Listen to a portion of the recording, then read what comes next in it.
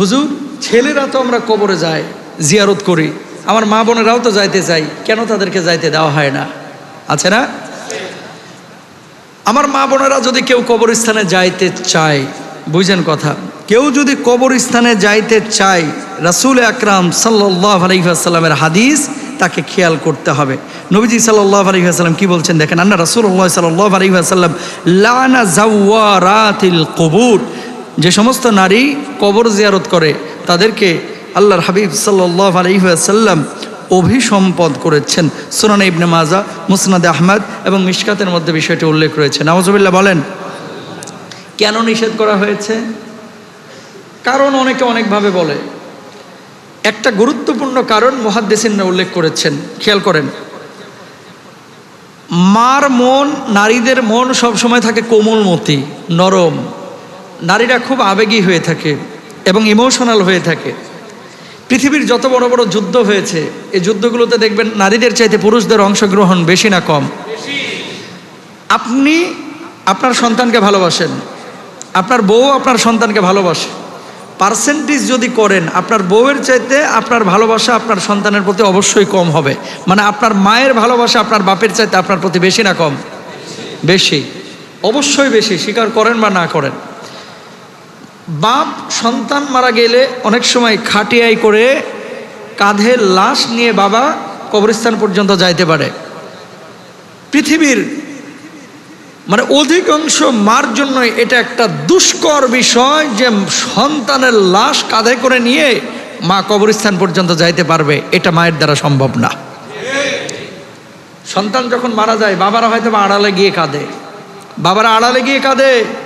Operation থিয়েটারে যখন আপনার সন্তানকে ঢোকানো হয়, মাও কাঁদে বাবাও কাঁদে, মাও চিৎকার করে, মা হাউমাউ করে কান্নাকাটি করে, মা দেয়ালের উপরে মাথা ঢোকে, মা জামা কাপড় ছিঁড়ে ফেলায়। বাবা কিন্তু নিঃশব্দে কাঁদে, হাউমাউ করে কাঁদে না। খেয়াল করছেন কিনা? কেন? বাবারা একটু শক্ত মেজাজের হয়, বাবাদের ইমোশনাল যে বিষয়গুলো আছে এগুলো কন্ট্রোল করতে পারে, কিন্তু আমার মা বোনেরা এগুলো কন্ট্রোল করতে পারে না। এই জন্য অনেকে বলছেন কোনো মাকে যদি কবরস্থানে তার সন্তানকে দাফন করার জন্য আদেশ করা হতো, সে মায়ের দ্বারা সম্ভব হতো না। ও মৃত সন্তানকে বুকে জড়িয়ে রেখে দিত। কারণ কি? নারী ছেঁড়া ধন। এই মায়ের কলিজার মধ্যে ভালোবাসা, মায়া, মমতা আল্লাহ তাআলা এভাবেই পয়দা করে দিয়েছে। মায়ের দ্বারা সম্ভব হয় না ভাই, সম্ভব হয় না। এই জন্য নারীদেরকে, আর নারীরা দেখেন না যখন আত্মীয় স্বজন মারা যায় এইভাবে বুক চাপড়িয়ে কান্নাকাটি করে, হাউমাউ করে, এই করে সেই করে। ছেলেরা কিন্তু এতটা করে না। তো কবরস্থানে যখন একজন নারীকে আপনি উন্মুক্তভাবে যাইতে দিবেন, ও কবরস্থানে গিয়ে এরকম উল্টাপাল্টা অনেক কাজ করে ফেলবে, ঠিক কিনা? এটাও একটা কারণ। দ্বিতীয়ত, কেন আল্লাহ রাসূল নিষেধ করেছেন সেটা নবীজি ভালো জানেন। আপনি আমি গবেষণা করে কিছু বিষয় বলতে পারবো, কিন্তু কেন, মূল কারণ এটা জানেন কে? আল্লাহ এবং আল্লাহ রাসূল। হ্যাঁ, কিছু মুহাদ্দিসিন বলতেছেন, ফকিহ বলতেছেন, ইসলামী আইনবিদ বলতেছেন, কোনো নারী যদি শক্ত মেজাজের হয় এবং কবরস্থানে গিয়ে সে যদি মানে এই ধরনের উল্টাপাল্টা কোনো কাজ না করে, চিৎকার চেঁচামেচি করে অথবা লাফালাফি না করে, তাহলে তার জন্য দূর থেকে জিয়ারত করাটা জায়েজ আছে। যদি বলে হয় উত্তম নাকি অনুত্তম, তাহলে উত্তম হচ্ছে পুরুষরা যাবে, নারীরা দূর থেকে দেখবে, নারীদের কবরস্থানে না যাওয়াটাই উত্তম। আচ্ছা, আপনি কেন কবরস্থানে আপনারা যাইতে হবে? বাড়ি থেকে দোয়া করলে কি আল্লাহ শুনতে পান না? যে আল্লাহ কবরস্থানে গিয়ে দোয়া করলে শুনতে পান, সে আল্লাহ মসজিদে দোয়া করলেও শুনতে পান, সে আল্লাহ বাড়ির মধ্যে দোয়া করলেও কিন্তু আল্লাহ শুনতে পান। সুতরাং আমরা বাড়ি থেকে দোয়া করবো ইনশাল্লাহ, বলেন। এরপরেরটাই আসেন। কবরের চতুর্পাশে আপনারা দেয়াল নির্মাণ করেন, অনেক ভাইয়েরা এই কাজ করেন। রাসূল আকরাম সাল্লাল্লাহু আলাইহি ওয়াসাল্লাম বলেছেন কি দেখেন, আল্লাহ রাসূল সাল্লাল্লাহু আলাইহি ওয়াসাল্লাম বলছেন, নাহা রাসূলুল্লাহ সাল্লাল্লাহু আলাইহি ওয়াসাল্লাম আন তুজাসসাসাল কুবুর ওয়া ইউকতাবা আলাইহা ওয়া আইয়ুবনা আলাইহা। রাসূল আকরাম সাল্লাল্লাহু আলাইহি ওয়াসাল্লাম কবর পাকা করা, তার উপরে লেখা, কবরের উপরে ঘর নির্মাণ করা এবং তা পদদলিত করা নিষেধ করে দিয়েছেন। নাউজুবিল্লাহ বলেন। তিরমিজির হাদিস। রাসূল আকরাম সাল্লাল্লাহু আলাইহি ওয়াসাল্লাম উসমান ইবনে মাজউন রাদিয়াল্লাহু তাআলা আনহু ইন্তিকালের পর তার দাফন শেষে আল্লাহর নবী একজনকে একটি পাথর নিয়ে আসার জন্য নির্দেশ করলেন। কি নিয়ে আসার জন্য? পাথর। সাহাবী বললেন, ইয়া রাসূলুল্লাহ, আমি তো পাথরটা টানতে পারতেছি না, মানে তার শক্তি হয়তো বা কম ছিল। নবীজির নিজ হাতে ওই পাথরটাকে টেনে নিয়ে আসলেন। সুবহানাল্লাহ।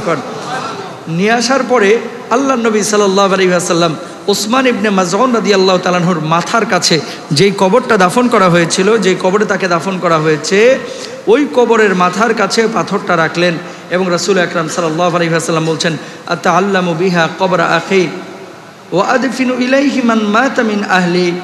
এর দ্বারা আমার দুধ ভাইয়ের কবর চিহ্নিত করে রাখলাম এবং পরবর্তীতে আমার পরিবারের কেউ মারা গেলে এর কাছাকাছি আমি দাফন করব। সুবহানাল্লাহ বলেন। কবরকে পাথর কিংবা কাঠ দ্বারা শনাক্ত করে রাখা নিষেধ না। ইমাম আহমদ রাহমাহুল্লাহ তিনিও বলেছেন, কেননা রাসূল আকরাম সাল্লাল্লাহু আলাইহি ওয়াসাল্লাম ওসমান ইবনে মাজউন রাদিয়াল্লাহু তাআলা আনহুর কবরের মাথার কাছে একটা কি রেখেছিলেন? পাথর রেখেছিলেন। আমাদের যে সমস্যাটা হচ্ছে কবরগুলো বাধাই করতে গিয়ে অনেক সময় 2 লাখ 3 লাখ টাকা পর্যন্ত অনেকে খরচ করে ফেলে, ঠিক কিনা বলেন? আছে না নাই? নিজের বাড়ির পাশে মানুষের ঘরের চাল নাই, পানি পড়ে ফটফট করে, সেই কবরের চালের খবর নাই, কিন্তু কবর নিয়ে টানাটানি, টাইলস বিছাচ্ছে, ফুল গাছ লাগাচ্ছে। আছে না? এরকম আছে। এই যে উত্তরা বনানী অনেক কবরস্থানের 25 বছরের এখন ভাড়া 1 কোটি 1.5 কোটি টাকা করে দিয়েছে। 1-1.5 কোটি টাকা 25 বছরের জন্য। কি ভাড়া? কবর ভাড়া। মানে আপনার বাপকে যদি বনানীতে দাফন করেন, 25 বছর আপনার এই কবরটা সিটি কর্পোরেশন সংরক্ষণ করবে। এর বদলতে সিটি কর্পোরেশনকে দিতে হবে 1.5 কোটি টাকা। কত টাকা? 1.5 কোটি টাকা। কে বলছে আপনার এই 25 বছর এইভাবে কবরটারে রক্ষণাবেক্ষণ করতে?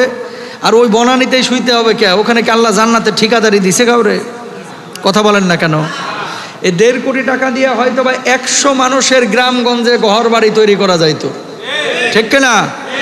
ঘর বাড়ি মানে বুঝেন নাই, আরে টিন কিনে দেওয়া যাইতো না? ওই টিন থেকে ওই মানুষগুলো বাঁচতো আর আল্লাহর কাছে বলতো, আল্লাহ আমার ঘরের চালটার যে ব্যবস্থা করে দিয়েছে, আল্লাহ তার মৃত বাপ মারে তুমি মাফ করে দিও। তো সোয়াব তো এর চাইতে আপনি কোটি গুণ বেশি পাইতেন। সুবহানাল্লাহ কন না? আগায় ইনভেস্ট করার জন্য মানুষ কিন্তু এখন মনে করেন খুব পটু, বিশেষজ্ঞ, এগুলো মানুষ বুঝে না। ওরে ভাই 25 বছর আপনারা ওখানে কবরটা রাখতেই হবে কেন? ওই টাকাটা নিয়ে আপনি গরিব মিসকিনকে দেন, ফজিলত পাবেন ইনশাআল্লাহ। আসসালামু আলাইকুম।